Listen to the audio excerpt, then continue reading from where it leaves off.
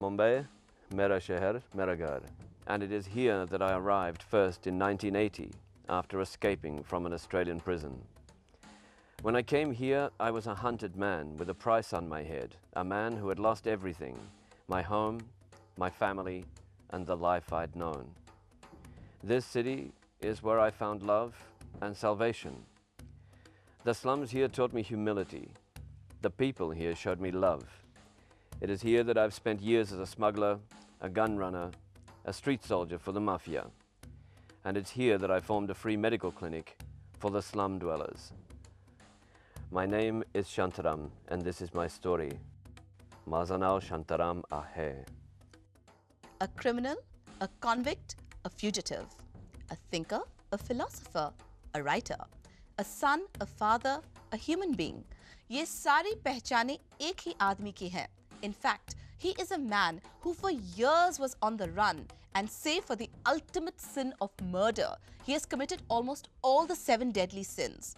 The voice you just heard on the screen was of this man who has captured his unbelievable life in an international bestseller titled Shantaram. इनकी जिंदगी की कहानी किसी action packed film की कहानी से कम नहीं है. इसमें कितना सच, कितना झूठ, ये सवाल मन में बार-बार आता है. Yet, curiosity urges us to explore his mind. Ladies and gentlemen, please welcome the man himself, Gregory David Roberts. Hello, Gregory. Hello. Welcome to my show. Thank you. Let's just start at the beginning. शुरू करते हैं आपके college years से. जब आप एक student leader थे, तो what propelled you to become a student leader at that point of time? I think that I had a social conscience that came from my family, my mother in particular. We were a family that was money poor but book rich. And I grew up as a child surrounded by books, and the house was a very political house. People came from all over the world to meet with my family, with my mother and my uncles and others who were very political people and who were committed to trying to raise the standard of living of the poor and make the world a better place. आपने एक ऐसे परिवार में जन्म लिया है, a bunch of people that are committed to social causes. Why would you take to a life of crime?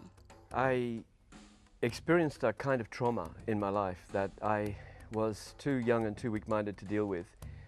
My wife left me. I was at university, and many people had said I would be the youngest tenured professor of philosophy in the country, in Australia. I was published as a writer. I had a career in front of me as an academic and as a writer. And I was very young, and my wife left me, fell in love with another man, an American. Damn those Americans. And she went to the States with him and left our 3.5-year-old daughter with me. And after 18 months, my wife at that time came back to Australia and sued for custody, and in a very bitter and hard-fought case, she won. I actually went home that day after the case, after losing that case and losing my daughter, when a policewoman was sort of pulling her off my leg. My daughter's hanging onto my leg. She was 5 years old then, and she's saying, "I want to stay with my daddy." And the policewoman saying, "Come on, sweetheart, you have to go with your mummy," and took her away. And she was crying, and the policewoman was crying, and I was crying. I went home that day, and I sat in my house, and it got darker and darker and darker, and I was trying to figure out a way I could kill myself that wouldn't leave too much mess for my family to clean up, when a friend came to see me, and he said, I heard about the court case, and I knew you would be like this. I knew you'd be in this state. I've got just what you need. And he rolled up my sleeve, and while I sat there in the chair, gave me my first hit of heroin. And I became an overnight junkie, just absolutely instant junkie.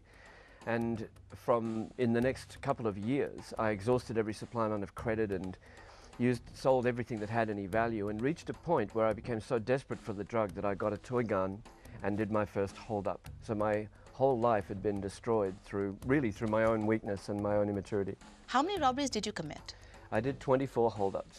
People, banks, Banks, shops? a couple of stores, but mostly banks and building societies, yeah. People called आसान था? They called me the gentleman bandit because I used to wear a 3-piece suit and go in and say, "Good morning, ladies and gentlemen, please don't be disturbed. You can see that I have a pistol here. No need to point it, somebody might get hurt.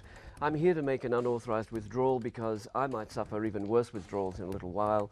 So please relax. I don't want to take all the money, just a little bit of money.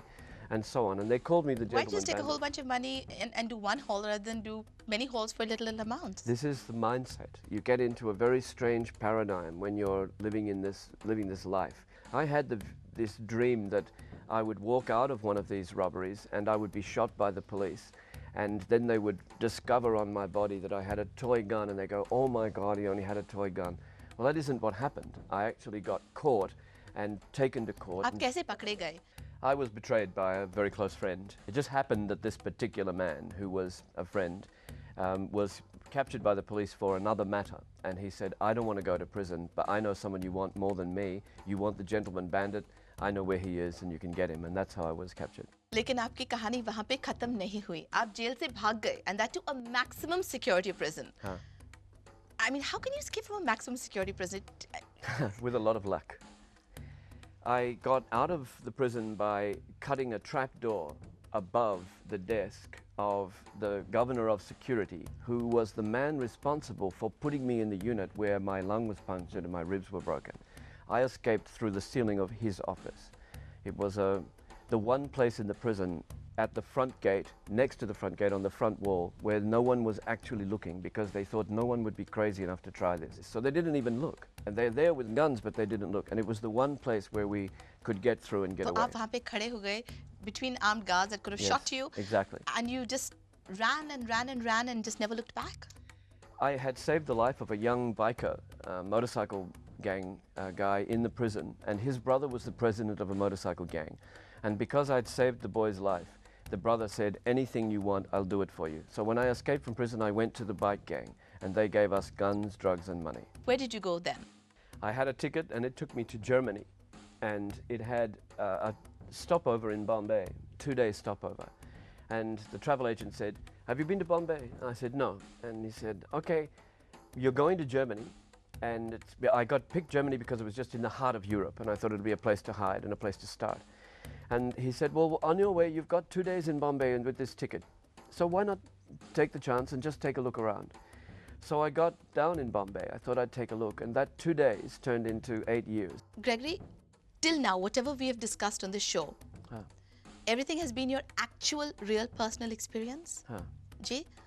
लेकिन आपके किताब शांताराम जो है, उनमें काफ़ी सारे characters हैं, experiences हैं, जो सच नहीं हैं. What is the fact to fiction ratio? All the events are real.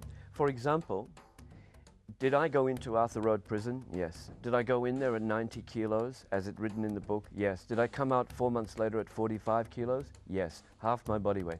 Was I covered in scars from being beaten and tortured in there? Yes. Is my account of it in the book of Colaba Lockup and Arthur Road Prison, is that real? Yes, that's real. So the events are real, but the narrative story that weaves them together is created and the characters are created. आप एक बेहतरीन story teller हैं, आप एक बेहतरीन लेखक हैं.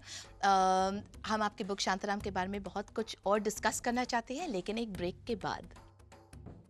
Break के बाद हम उस शहर के कई चेहरे देखेंगे जिसने शांताराम को अपना चेहरा, अपनी पहचान दी. A guided tour of the bylanes of Mumbai with Gregory.